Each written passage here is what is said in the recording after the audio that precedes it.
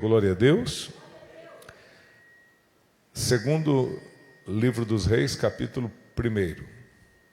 Está escrito: E depois da morte de Acabe, Moabe se revoltou contra Israel, e caiu Acasias pelas grades de um quarto alto que tinha em Samaria, e adoeceu, e enviou mensageiros e disse-lhes: Ide e perguntai a Baal-Zebube, deus de Ecrom, se sararei desta doença.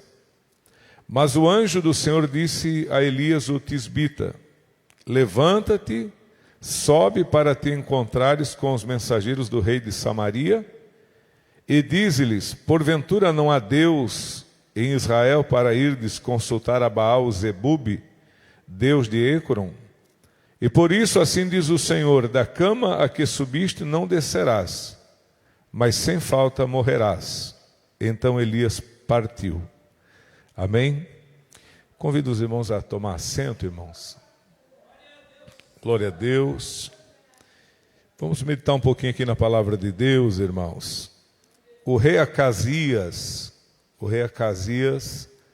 ele era rei de Israel, filho do Acabe e da Jezebel. O rei Acabe, os irmãos, é impossível que um crente que está na igreja há um tempo não conheça um pouquinho da história do rei Acabe. Foi o rei mais perverso que Israel teve. Um homem que fez muita maldade, que permitiu, irmãos, a idolatria dentro de Israel, em Samaria, através da adoração a Baal. E quando o rei Acabe morre, o Acasias é filho, ele passa a reinar. Só que tudo que o pai dele fez, ele foi pelo caminho. Então esse negócio assim, irmão, a gente acaba às vezes seguindo os passos, principalmente quando é família, né? A gente às vezes acaba seguindo os mesmos passos do pai.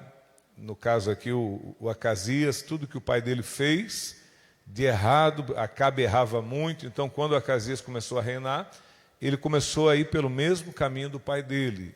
O maior problema do Acasias, irmãos, era a idolatria. As pessoas... nós aqui viemos de uma igreja idólatra. Quem veio da idolatria? Ah, pastor, mas eu nunca adorei Baal. Mas a gente adorava Aparecida, João, Pedro, Paulo, Antônio, nós adorava. Mas pastor, são pessoas boas, esses nomes que o pastor falou? Sim, são pessoas excelentes, pessoas maravilhosas. Só que eles não podem ser adorados. Muita gente diz: pastor, a gente não adora a imagem, a gente venera. Irmão, adorar e venerar é a mesma coisa.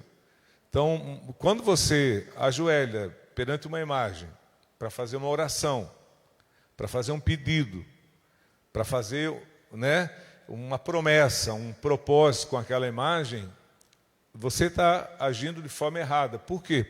Porque a Bíblia ensina, irmãos, que lá em Êxodo capítulo 20, que é proibido fazer imagens e se curvar a elas. Então a Bíblia é bem clara em proibir a confecção e adoração a imagens. Só que o nosso problema, irmãos, é que nós temos uma fé tão fraca às vezes, que se a gente não tiver alguma coisa para ver e para tocar, a gente não acredita. Lembram quando Moisés subiu no Monte Sinai, já na saída de Israel? O que aconteceu? Moisés ficou 40 dias no monte, e esses 40 dias, Israel já fabricou o quê? Um bezerro de ouro. Pela necessidade de enxergar alguma coisa. Então, às vezes, nós tentamos materializar nossa fé. De que jeito? E não é só as outras igrejas. A igreja evangélica também faz isso. A igreja evangélica, algumas delas, também tentam materializar a fé. Às vezes, deposita a fé num envelope, deposita a fé num objeto que é entregue na igreja na hora do culto, a pessoa acredita que aquilo é milagroso, é consagrado e que vai trazer cura, libertação. Então, esse negócio de materializar a fé, de a gente ter que alguma coisa para enxergar, para palpar, para pegar, para crer, é uma das falhas humanas. Então, Israel fez o bezerro de ouro nos dias de Moisés, e o Acasias, ele seguiu o caminho do pai, que era o caminho dos ídolos. O ídolo que você vê com os olhos, que você apalpa, que você carrega na procissão, que você coloca em cima de um altar improvisado e ali você ajoelha, ora. Acasias, ele continuou no mesmo erro do pai, que era o erro da idolatria. E o que aconteceu com Acasias? A Bíblia diz que ele sofreu um acidente. Ele caiu de um quarto alto, certamente o parapeito não estava, ou não havia feito o parapeito ainda, ou o parapeito não estava em boas condições, e daquele quarto alto ele caiu. E ele não morreu da queda de nível, como a gente costuma falar, ele não morreu. Mas a queda provocou uma doença interna. Com choque, pode ter desenvolvido um câncer, alguma doença maligna nas entranhas dele. E depois daquela queda, ele não prestou mais, ele adoeceu, foi para a cama. E quando ele estava de cama, mal, ele chamou alguns homens, alguns mensageiros, e disse: olha, vocês vão até a cidade de Écron, que é a capital aqui dos filisteus, e chegando lá vocês fazem uma pergunta para Baal, se eu vou sarar dessa enfermidade ou se eu vou morrer. Quando diz consulta a Baal, não quer dizer que os mensageiros iam chegar lá e perguntar para uma imagem de barro, ele vive ou morre? Não é isso. Os mensageiros iam consultar quem? Os sacerdotes de Baal, os ministros, né? Então, Baal tinha os seus sacerdotes, os ministros que serviam no altar. Então, consultar a Baal não era exatamente perguntar para a imagem de barro, mas era perguntar para os sacerdotes, que eram os ministros de Baal, se Baal tinha alguma mensagem de cura ou de morte para o rei Acasias. Só que quando ele manda eles ir até essa cidade e perguntar para Baal, Baal Zebub, irmão. Baal significa Senhor, Zebub significa mosca. Então, olha o Deus que ele foi perguntar pela saúde e pela vida dele. A gente sabe que a mosca é um transmissor de doença, é uma praga. A mosca, ela pousa em tudo quanto é sujeira e depois ela vem no alimento, na mesa, vai pousando e vai transmitindo doença. Baal Zebub, Senhor das moscas, né? Também significa que a mosca, ela é um animal, um inseto, que ela não tem senso de direção, ela vai para tudo quanto é lado, sem direção, sem rumo.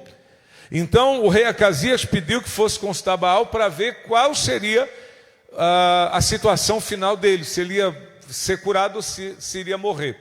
Quando o rei pediu para eles ir à cidade lá fazer a pergunta para Baal, Deus disse para Elias: olha, Acasias mandou homens aqui em Écron perguntar se ele vai ficar curado ou se ele vai morrer. Fala para ele assim, ó, pergunta para ele se em Israel não existe Deus. Fala para ele se lá em Israel não tem Deus, porque ele está mandando ir a uma outra cidade perguntar para uma imagem de madeira se ele vai morrer ou se ele vai viver. Então faça o seguinte, ó, diga para ele que assim diz o Senhor, a cama que ele subiu, ele não vai descer mais, ele vai morrer. Então a mensagem dada ao Elias foi essa: vai ao encontro dos mensageiros e diga a eles que ele vai morrer. Por que Deus disse que ele iria morrer? Porque ele foi buscar a cura no lugar errado, meus irmãos. Presta atenção, irmão. Uma coisa é uma pessoa que não conhece a palavra ir num benzedor, ir numa cartomante, ir aí num centro, sei lá do que, fazer uma consulta. A pessoa não conhece a palavra de Deus, a pessoa vai. Agora, irmão, uma pessoa que conhece a palavra e faz a mesma coisa, a cobrança é maior. Entenderam? Então, a maioria de vocês aqui, em tempos passados, ia em benzedeira, benzedor, ia às vezes lá num centro procurar alguma coisa para a saúde, para a família. Por que os irmãos iam? Porque os irmãos não conheciam a palavra, não haviam tido experiências com Deus, não haviam sido evangelizados ainda. Então, aonde dizia que tinha uma oportunidade de cura, as pessoas iam. Mas quando a gente conhece a palavra de Deus, irmãos, aí nós não podemos errar esse tipo de erro. Tá certo? Então, você que conhece a palavra de Deus, não caia no erro da idolatria, da feitiçaria, das adivinhações por meio de carta, búzios, tarô, outros meios de adivinhação que tem, como eles usam água, animais para fazer adivinhações. Não caia nesse erro. Por quê? Porque é pecado. Então, Acasias, ele era conhecedor da palavra. Ele não poderia, no momento difícil da vida dele, ser essa pessoa que ele foi, de pedir para que um ídolo, um pedaço de madeira, desse o destino da vida dele. Irmão, o que a Bíblia fala no Salmo 115? Os irmãos conhecem. O ídolo tem boca, mas não fala. Ouvidos, não ouve. Boca, não fala. Olhos, não enxerga. Mãos, não apalpam. Pés e não andam. Então não adianta consultar nenhuma imagem, seja ela bonita, feia, grande ou pequena, né? Às vezes a gente vê pessoas exageram no tamanho da imagem, achando que a imagem maior vai ter mais poder e tal. Não, meus irmãos, o poder quem tem é Deus. E quando nós que conhecemos a palavra de Deus, nós estivermos numa situação difícil, irmãos, nós devemos recorrer a Deus, né? Qual foi o erro que o Acasias cometeu? Recorrer à imagem. Olha o que diz Isaías 45, 20. Isaías 45, 20. Só veja o que fala aqui a palavra. Ó. Capítulo 45 de Isaías, versículo 20. Quem encontrou, diga amém, Jesus. Diz assim a palavra. Ó. Congregai-vos e vinde. Chegai-vos juntos, todos vós que escapastes das nações. Nada sabem os que conduzem em procissão as suas imagens de escultura, feitas de madeira, e rogam a um Deus que não pode salvar. Então veja, Isaías 45, 20. Diz que nada sabe aquele que transporta as imagens de escultura em procissão. E quem recorre a essas imagens, estão recorrendo a alguém que não pode salvá-los. Daí o Acasias, ele deixa de buscar a Deus para buscar uma imagem. É lógico que a coisa não vai dar certo. Então foi um grande erro da parte do Acasias. Em vez de buscar ao Senhor, ele foi buscar as imagens, né? Nós temos aqui um governador de Santa Catarina, não vou mencionar o nome, mas quando ele foi governador, um homem excelente, uma pessoa extraordinária, foi prefeito, foi governador, foi um dos melhores políticos aqui de Santa Catarina, mas quando ele estava no governo do estado aqui, ele adoeceu de um câncer. E os irmãos acreditam que ele caiu na mão de um adivinhador, de uma pessoa que trabalhava com esses negócios aí, prometendo que ia curar, e comeu horrores de dinheiro desse governador, e no final o governador morreu, né? Então veja, talvez se o governador ele tivesse buscado a Deus em uma igreja, se ele tivesse buscado a Deus através da palavra, ele poderia ter sido curado ou não, meus irmãos? Irmãos, eu conheço tantas pessoas que tinham câncer e que hoje não tem mais. Eu conheço pessoas, irmãos, que foram operadas por Deus. Existem pessoas que Deus permite ir para a mesa de cirurgia, o médico opera e se em tempo sara. Mas eu conheço pessoas que literalmente o câncer desapareceu, a pessoa vomitou o câncer pelo poder de Deus. Será que esse governador, em vez de procurar essas pessoas que iludem, se procurasse a Deus em uma igreja, não poderia ter sido curado? Irmão, muita coisa na nossa vida pode ser resolvida se a gente procurar no lugar certo. E o lugar certo aqui, irmãos, eu não vou falar de igreja, mas eu vou falar aqui que o lugar certo, irmãos, é Deus, é a sua palavra, é a pessoa deixar de imagem, não podemos acreditar em imagens. Mas, pastor, e se for a imagem de Jesus? Irmão, a imagem de Jesus, irmão, é a criação da mente de alguém. Porque ninguém sabe a cor do cabelo, ninguém sabe a cor da pele, ninguém sabe a cor dos olhos, a estatura, se era magro, se era gordo, se era baixo, se era alto. Alguém simplesmente definiu lá uma imagem e disse: ó, esse aqui é Jesus. Mas é apenas o fruto da imaginação de um artista que fez aquilo ali achando que era assim. Então nem o Cristo crucificado nós adoramos. Jesus disse que o Pai procura quem adore em espírito e em verdade. Então quando nós adorar a Jesus, irmãos, nós devemos adorá-lo em espírito e em verdade. Irmãos, ninguém nunca viu, depois daqueles que estiveram com Jesus e que morreram, ninguém nunca mais viu o rosto de Jesus. Ninguém sabe como era. Ninguém nunca viu Deus.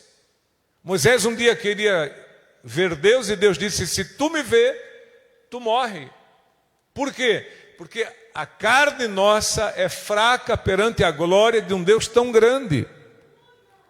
Por que você acha que Deus se fez homem?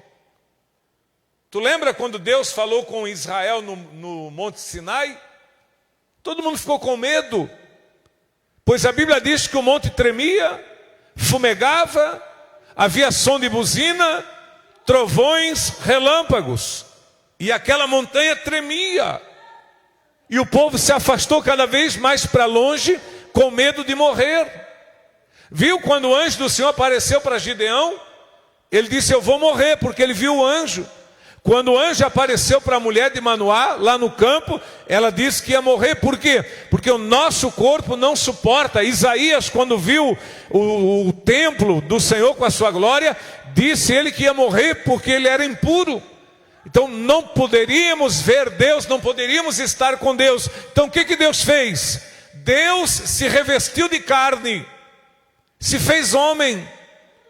O Cristo de Nazaré, ele é Deus. Só que ele se revestiu de carne, porque se no Monte Sinai as pessoas se afastavam e pediam para Deus não falar, mas para que Moisés falasse, porque eles estavam com medo de Deus, o Cristo que se fez carne, ninguém tinha medo dele, porque ele se fez homem, esteve entre nós. Agora, fabricação de imagens não é correto. Sabe, eu quando me converti em 86, irmãos, eu rezava diante de imagens. E foi uma das coisas difíceis de eu me libertar. Por quê? Porque a gente fica com temor. Eu pensava comigo, eu aceitei Jesus, e aí lá na minha sala tinha uma imagem grande, e eu pensava: meu Deus, e agora? O que eu vou fazer? Né? Temor de fazer alguma coisa errada. Mas eu comecei a ler na Bíblia, e não adora imagem, não fabrica imagem, não se ajoelha perante imagem, e imagem tem boca, mas não fala, tem ouvido, e toda aquela coisa toda. Paulo diz que a imagem, ela não pode fazer o bem, também não pode fazer o mal. Paulo diz isso, que ela não faz o bem e também não faz o mal, né? Por que quando você vai aí, quem teve oportunidade no tempo do mundo, você foi num terreiro, tem aquelas imagens, uma mais feia que a outra, né? Por que eles mostram aquelas imagens? Não, só o cara de olhar aquela imagem feia e dizer que vai fazer uma macumba, o cara já morre do coração, porque a imagem é feia a beça, né? Esses chamados orixás aí que eles fazem as estatuetas, são feios para chuchu, irmão. Aí você diz: olha, vou entregar o teu nome aqui para esse orixá. Tu já olha a cara do boneco lá, você já dá um chilique. Só que pode fazer o feio como quiser, não tem poder de fazer bem e não tem poder de fazer o mal, meus irmãos. Não passa de um pedaço de barro, não faz nada. O nosso Deus, esse tem poder, né? Eu já falei para os irmãos aqui, eu não quero ser repetitivo, mas aqui no centro nós tínhamos uma senhora que ela caía endemoniada na igreja, e todo culto ela caía endemoniada. Um dia eu conversando com ela, disse: irmã, não é normal a senhora, cada culto vem, cai endemoniada e tal, o que está acontecendo? Ah, pastor, eu consagrei a minha casa para o Exu Caveirinha, eu nem sabia que existia esse Exu Caveirinha, para mim foi novidade, né? Eu consagrei minha casa para o Exu Caveirinha e a pessoa colocou lá ela usou o nome, agora eu não recordo, botou 2 trabalhos, que não é trabalho, mas eu vou dizer assim para os irmãos entender, um na parte de baixo, outro na parte de cima, e a pessoa disse que quem colocar a mão ali para tirar, morre. Daí ela começou a ir na igreja, queria se libertar daquelas coisas do Exu Caveirinha, mas tinha medo. Ela falou, não, a pessoa disse, se colocar a mão, o Exu Caveirinha mata. Eu disse, mata nada, irmã. Não mata. Eu disse, não mata, irmã. Se a senhora quiser, eu vou lá tirar para a senhora. Ela falou, se o pastor quiser tirar. Um dia no final do culto, eu fui lá na casa dela, estava eu com o Christian, cheguei lá embaixo, irmão, tirei um daqueles, uma bacia de barro grande, uma tigelona de barro grande, com um monte de produtos, inclusive pimenta, gilete. Uma nojeira, porque o diabo gosta de coisa suja. O nosso Deus, ele gosta das coisas limpas. Satanás gosta de sujeira. Então peguei aquela tigela de barro, tinha um monte de coisa fedida, catinguenta, tirei e fui na parte de cima do sobrado. Ela tinha um guarda-roupa bem alto, assim, uma parede de uns 3,5 metros de altura. O guarda-roupa era sob medida. Peguei uma escada, subi em cima do guarda-roupa. Tinha uma tábua, um ponto. Quem sabe o que é ponto dessas entidades? Cada entidade tem um ponto. Pombagira tem um ponto, Exu tem um ponto, Preto Velho tem um ponto, e isso são desenhados nos terreiros. E essa tábua, ela estava desenhado o ponto do Caveirinha, e no meio do ponto Caveirinha tinha um ponteiro usado no centro, com uma penca de fitas, mas pensa o tamanho daquele molho de fitas coloridas que estava naquele ponteiro. Eu tirei lá de cima e fiz uma oração, ela caiu endemoniada mais uma vez, mas foi a última vez que ela caiu endemoniada.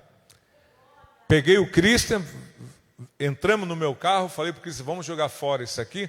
Falei para ele, só não deixa virar no carro aí, não é que o carro vai ficar macumbado, vai ficar fedido, né? Falei, cuida para não virar nada aí. Viemos, jogamos lá no mato, a mulher não morreu, eu não morri, ninguém morreu, porque são mentirosos. Quem mata e dá vida é Deus, irmão. Se Deus falar que vai matar, Ele mata. E se Deus falar que vai dar vida, Ele dá vida também. Mas a Bíblia ensina que as imagens, elas são inofensivas. Elas não faz bem e não faz mal. E quem adora, entristece Deus. Deus fica entristecido com a pessoa. Por quê? Porque Deus nos levantou não para adorar imagem, mas para adorar a Ele que é verdadeiro, meus irmãos. Nosso Deus é Espírito. Quem sabe que o nosso Deus está em todos os lugares? Está aqui, está na tua casa, no teu trabalho, na tua escola. Aonde você estiver, Deus está com você. Então, quando você quiser buscar alguém para uma cura, para uma libertação, busca Deus. Olha o que fala Êxodo 15, 26. Eu não vou nem abrir, só vou mencionar Êxodo 15, 26. A parte final do versículo diz assim, eu sou o Senhor teu Deus que te sara. Deus disse para Israel, eu sou o Deus que te sara. Daí Acasias deixa de buscar o Deus que cura, para buscar um Deus de madeira, um Deus de pau. Não adianta, meus irmãos, né? Então Deus diz, eu sou o Deus que te sara. E outra coisa, irmão, quando Acasias caiu ali do terraço, ele já devia entender que era uma oportunidade dele se arrepender.